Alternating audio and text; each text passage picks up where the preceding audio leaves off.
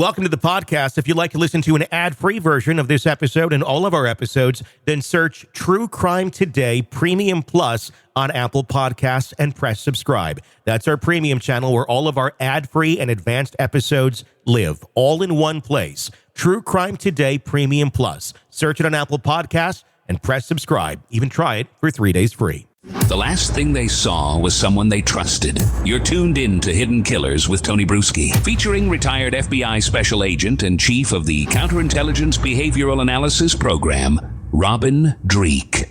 2025 is going to be a year filled with a lot of very interesting trials. One of them, which I think is going to be very interesting. We know where this is going to end, so that's the spoiler. But how we get there, I guess, is half the journey. Lori Vallow Daybell, going to be, as of now, representing herself as her own attorney. Believe me, I never thought I'd be saying that sentence aloud either. Robin Dreeke, retired FBI special agent, chief of the Counterintelligence Behavioral Analysis Program, joining me. How do you think we got here? You know, I hate that we have to go in the realm of dark humor to find comedy sometimes in tragedy, but Lori Daybell Vallow is that. Yeah. I mean, I'm thankful she's representing herself because, as you said, we all know where the story is going to end, just what the journey is going to be to get there. At least she's going to make it entertaining. We're going to see a lot of horrendous things as we saw during the first trial, obviously, and it's going to be tragic. It's going to be heart-wrenching, but watching her in her psychoses trying to defend herself, I think is going to be the real show here. Yes. I mean, and it's kind of, I guess I'd say barbaric in a sort of way, but it's how our system works. I guess if someone wants to sign up and go into this chamber, you'd hope there'd be more safeguards to say, this really shouldn't be happening. We're just kind of poking at a rabid animal here right now. But the bar for competency, I don't know, maybe should be higher. You would think. Well, it'll be really interesting because a lot of people think they can defend themselves, you know, and media makes it that way too in movies. I mean, so my wife and I, one of the shows we watched on Paramount Plus was Tulsa King, you know, and in Tulsa King, Sylvester Stallone playing the mobster defends himself in court, and he makes it look like you can do this. And, you know, when you watch things on TV, you think you can do this. But we saw a really great example of someone trying to represent themselves, and it was a total goat rope, and that was the suitcase murderer. Mm-hmm. You know, she tried to defend herself, and you can't. I mean, lawyers, there's a reason why lawyers go through so many years of school, so much years of practice, going through the bar exam. And whether you like lawyers or not, doesn't matter. I mean, there's a lot of skills there and a lot of reps, as we talk about, to get to the level you need to be to articulate the law, to know how to put it before a jury, to know how to behave in court, to know how to there's just a lot of knowledge. And the hubris that she has, the thinks that she can defend herself when her life's, well, again, why not? She's already going to jail for the rest of her life. So, hey, why not throw it on the wall? It'll be really, I think, good for the world to understand the crazy in that brain, though. I think that's really going to be on full display. Does the world need to know the crazy in that brain? I guess. I think us and our audience do. I mean, yeah. It's really. I think so. Anytime I can sit and gain more data points that we can then reference for other cases, you know, that's just more. It's just more reps that we get, and I think we're going to see a lot of reps when we look at that crazy. I guess. I mean, can you find? I mean, because yes, to look at reps, to look at crazy more and more, it kind of helps you piece it together and see it more from the crazy perspective, which is a difficult thing to do because everybody's crazy is a little bit different. With Lori Vallow, do you find consistency in her crazy, or do you find it to be all over the board? Meaning when you do look at it and you examine her behavior, is there any other person that those data points are going to benefit you, or is she just too, it's just where the paint falls, it falls when you splatter it on the wall. That's a great point, Tony. Here's what I'm expecting, but if I see and observe something different, well, that'll be a really good learning example for me. And what I'm expecting is this. My hypothesis and conjecture on her is that she's delusional. There is no doubt, because she's rationalized her abhorrent behavior by fitting it around a religious paradigm that she created to do one thing: serve herself and make a profit off of selling of life insurance. Literally, this to me boils down to a life insurance scheme. Yeah. Where everyone that had life insurance mysteriously got dark and had to be killed so they could get their life insurance. And I think she fell in love with this idea of this because she had zero skill sets in life. And so her behaviors from that point became very consistent throughout everything to me. Everyone that she encountered in life, one didn't like her because no one stood up behind her and said, "Hey, this is my mom. This is my sister. This is my daughter. This is this great person. This is wrong." No, she was abandoned by everyone because she's a self-absorbed narcissist. And so I'm curious as to whether that is still holding, because I believe it is from everything we've seen and everything, the rants that she's had and, at every stage says that she's rationalized killing her own kids and killing the people around her and condoning the killings of people because they were dark. So she and her husband or her life partner could profit from their life insurance. And so I think that's what we're going to see consistently. Now, if we don't see that, another psychosis has happened or another rationalized behavior, that'll be really interesting. The case of Lori Vallow is so fascinating because there's just so many layers to this onion. When we're talking about Lori and Chad and this ultimately being a big life insurance scam to collect life insurance on people that die. Ultimately, I mean, that's the skeleton of this whole thing.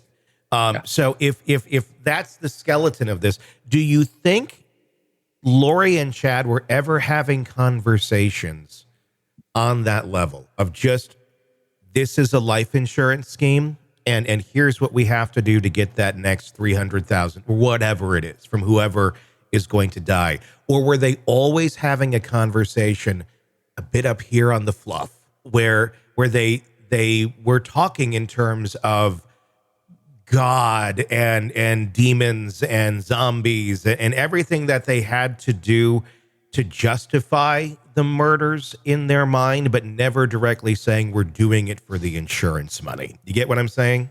Yes. My guess is that they never directly talked about we're going to do this to get the insurance money. Yeah. Because they really weren't going for the insurance money. It's to me, okay, I'm going to relate it to the spy world. Yeah. For fun for a second. People, when I do my talks around the country or around the world, and I always ask, so how do you recruit a spy? And they said, oh, you got to throw a lot of money at them. I go, no. You think about, what are they going to do with the money?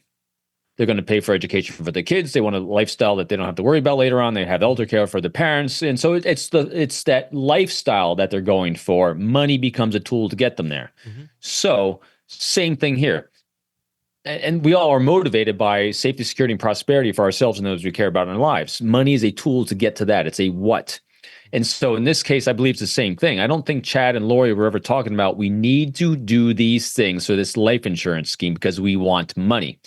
They were thinking about, in my mind, that, hey, we deserve, Chad, you deserve, because you're the Messiah, a place in Hawaii.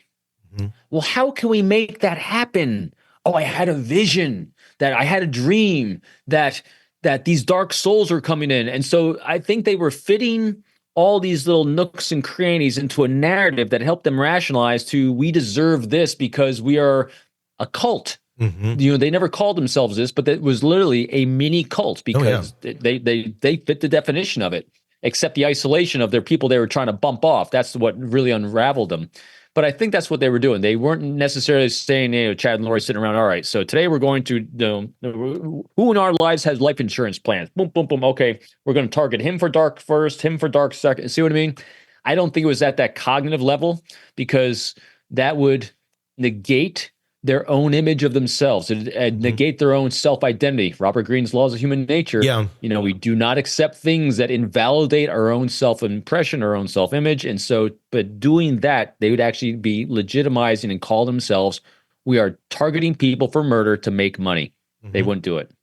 And that's the thing, because so many people who do go on life insurance schemes, it's very much just on the, mechanical level of it, of, yes, okay, here's what it is. But to be able to get there, they build a big story around it, and you got to dig through that story to eventually figure out what the hell's going on here. And they're somewhat unaware. I can buy, honestly, that Lori is unaware that this is some sort of life insurance scheme.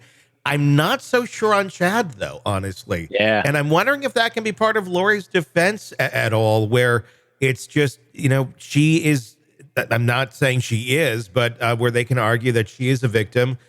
She has these mental health problems, and Chad just played along into it so he could maintain having the hot wife, and had a lot more to do with the mechanical level of this whole thing, and was much more aware of that than Lori, and just fed her what he thought he needed to feed her to have her. I wonder if that's, and I wonder if some of that's like almost literally true too. It doesn't excuse her behavior, but I think that might be kind of what happened.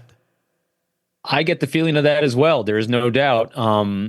If I know I use imagery a lot. If she's got 2 marbles rolling around upstairs, he might have 3. Yeah. The challenge with that is proving it. Yeah. And I think those text messages, I think that is actually his greatest undoing is their level of communication that he was, remember, the coy way of using some subterfuge in their communications, I think really undermined him a lot. So I think more of that will probably come out at the next trial. But I'm with you. I think he was a lot more cognizant of the fact, because again, he is just like her, someone with 0 skill sets in life and how to provide for themselves. He's a failed author, he's a failed messiah, whatever it is, he's failed. Except he's found someone that believed in his BS to do life insurance fraud. Yeah, and so whatever narrative he needed to do to support him and his lifestyle of doing nothing and being useless, did that. Do you think when Lori gets up there to defend herself, are we going to see a different story play out? Because there has been a diversion to the story already after the fact. She telling her son on the phone that Tylee killed JJ accidentally, and then she killed herself out of regret and remorse. And then Lori walked in on it and freaked out, and then Chad and whoever, Alex, I think, they took care of it, and that was the end of it. She never thought anything further of like, should we call the police? Is there an investigation? What happened here? Funerals, things like that, and justifies it to saying to her son, well, you do know her wishes were to be cremated. It's horrible, but it's so horrible, but it's just so twisted. What are we going to see that version of her up there? Do you think we have any reason not to expect anything different? I think we might see some new storylines. Yeah. She's demonstrated so far. We have a lot of data points in that life arc of an inability to face her true identity and who she is and what she's done. She's going to keep presenting things to rationalize who she is and not confront her identity and her self-worth. And so I don't think we're going to see anything except some more fantastical stories. That's literally what I think we're going to see. And I think so he'll be we'll put it in an envelope, seal it, and open it up when the trial comes to bear. I think we might see her a couple days in the courtroom, and then the judge is going to just say, no way, we're appointing someone, you have to take someone, because this is just too much of it's just going nowhere. Yeah, so I think that's what's really going to happen. I think they're going to run into a roadblock there, and they're going to have to reconvene and figure it out. Whether it's a mistrial or, look, your assistant counsel, because sometimes the assistants that they do, she does have some assistant counsel, but a lot of times they are not even supposed to speak. They're just supposed to kind of be there, guide the plane, unless the judge steps in. I would not be surprised if that happened. But how do you even step in on something? Well, that'll be interesting. Again, I'm not an expert on this aspect in the courtroom, but again, she's going to do so many missteps in the courtroom that he's going to have to stop it. Yeah, and remember, and you said some great things there too about the assistance that she gets. Well, remember, from the looks of the things that her lawyers were saying at her trial, you're like, what defense attorney would even say that? You could tell Lori said, you have to say this. You could tell that it was Lori saying it anyway. So she thinks that she's got all the answers in that head, and she's highly manipulative. Yeah. And so she's going to try to manipulate that courtroom. She's going to try to manipulate the jury with all her fantastical, whimsical ideas. It makes me wonder if we got to this point, not because Lori truly wants to represent herself, but because she can't get anyone to represent her. That is of any sort of ilk or of any sort of competence level that's going to not just be doing it strictly for the publicity. I wonder if that's. But who's advising Lori? Is this 100% in Lori's corner? Does Lori have any loving critics? Is there anyone there for Lori? I mean, I don't know that there is. I mean, and if she's the one that's ultimately calling all these shots, who knows what that judgment is? I mean, and that's why she's thinking this. I don't know, because I can't imagine there's a lot of people lining up to represent Lori Vallow Daybell. I know there's publicity, but I don't know that there's a lot of people that are going to be able to, even argue any of her stuff in court with any sort of competency. There might be. I mean, so even the suitcase murderer, she got a lawyer to pony up and defend her, just for the notoriety of it. And when you said, if anyone lining up, does she have any loving critics? I think she probably does. But they're probably all in prison with her. I think, so because she's so manipulative and because she's so charismatic, she's probably got a cult following inside. Again, pure conjecture. Mm-hmm. But when you do that deep dive on active empathy and you place yourself in the shoes of those around her, of those who are experiencing her, and you have nothing else to do all day long except listen to that. She's probably got a lot of people feeding her a lot of ideas, and it probably ain't helping whatsoever. No, because I think her loving critics are. They're not necessarily critical at that point. If you're a cult member, you're not critical of the leader. So if you're a friend of Lori Vallow Daybell, you are a member of the cult now. So you're just basically a yes man or woman to her. And so, well, I wonder if that's where we're getting the new storyline too. Like, what if this happened? What if that happened? It wasn't you ordering the hit on your children. So what we'll probably see is the first day of court, she's going to come in extremely confident with a great plan in place for this psychosis she's living in, because she's pontificated all these rationalizations to her cult inside, who's then echoed it back. So she's living in an echo chamber that she's created. And so she's got a lot of confidence with this. And so she'll be flummoxed by the fact that no one else is buying this crap that she's spewing, because she's surrounded herself by it the entire time. Again, pure projection way out, but living. That's what we do. This is what empathy is. Empathy is a deep dive to see the life through someone else's optics as best we can with the data points we have, looking at the life arc they've established. And I can see this. I mean, I can see that happening like that. We'll see how it goes. I think Lori's brain functions like a choose your own adventure book. Yes, it is. It's a mad lib. And she's always picking the wrong pages. However, the book never ends. It just keeps going. Yeah. All right, we'll wrap that piece there. Welcome to the podcast. If you'd like to listen to an ad-free version of this episode and all of our episodes, then search True Crime Today Premium Plus on Apple Podcasts and press subscribe. That's our premium channel where all of our ad-free and advanced episodes live, all in one place. True Crime Today Premium Plus. Search it on Apple Podcasts and press subscribe. Even try it for 3 days free. Let's be honest. Nothing kills the thrill of a good murder mystery like a commercial for laundry detergent. It's like someone slapping a closed sign on your favorite dive bar. But you're not here for that, are you? You're here for the good stuff. So ditch the ads and upgrade to True Crime Today Premium Plus on Apple Podcasts. With True Crime Today Premium Plus, you get your crime straight. No chaser.